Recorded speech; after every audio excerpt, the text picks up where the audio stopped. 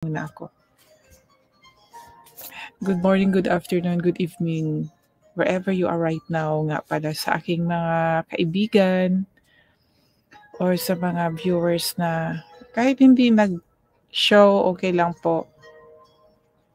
God knows naman po lahat sa atin, mga ginagawa natin. I do really believe that God is so alive and He is watching us.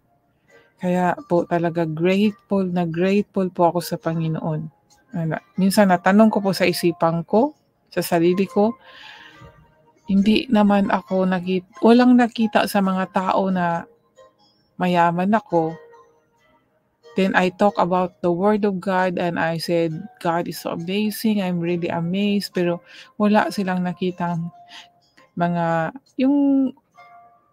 yung bang material na bagay na yung mayaman, no?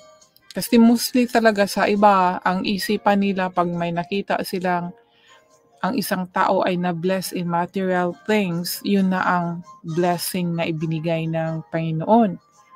Pero yan po ay dito lang sa mundong ito. Minsan nabigyan ka, naka-receive ka niya pero wala kang satisfaction.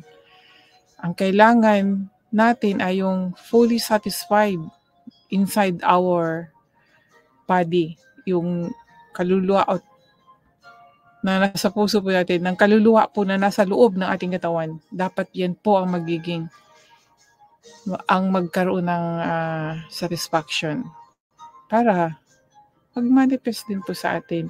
Kahit hindi po tayo mayaman sa material na bagay, but naniniwala ako na hindi naman po ang Panginoon nagpapabaya sa atin dahil always He provide in different ways. Kung may satisfaction po tayo kahit small things na ibinigay sa atin ng Panginoon ay magkakaroon po tayo ng gratefulness sa puso po natin.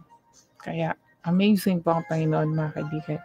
At lalo na dito sa word ni God, word niya na mauunawaan natin. We can feel very joy sa ating puso po. Kasi mahirap po itong unawain, mga kaibigan, tapos nakuha natin yung mensahe niya. Tiyak po talaga matutuwa ang ating puso po.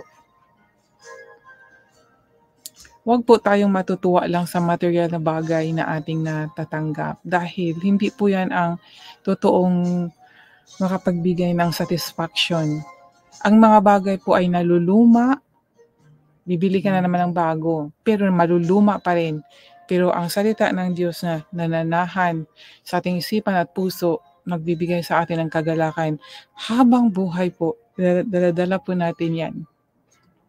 Totoo po yan, mga kaibigan. Kung na-encounter yun din po ninyo ang ibang mga tao na nag-testimony about the amazing works of God sa buhay